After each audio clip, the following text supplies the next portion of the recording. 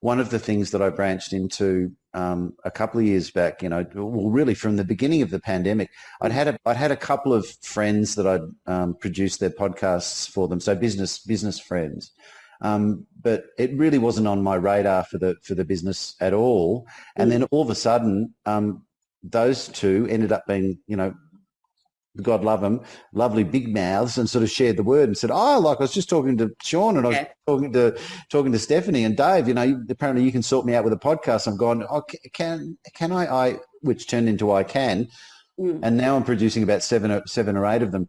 But back to your point, Maria, about the quality. I think in the early stages of doing it, we really focused on making sure that the host had a good, strong audio quality, and that listeners are a little more forgiving if the guest isn't quite up to snuff with their recording quality. But I think even that is now changing, as you say, and there's so much choice. People are spoiled for choice that audio quality has become, it's one of those things where, it's, you don't notice it if it's there, if you know what I mean.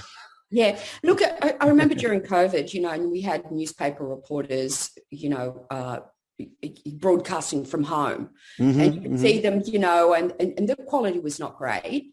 And people went, yeah, that's fine. Like, they're doing their job, and we're like, we all are, we're just struggling through. But I think when it comes to I call it long form listening. Yeah. This is a performance now, isn't it? Long form listening it's such, you come from the music industry. I come from the radio broadcasting sector.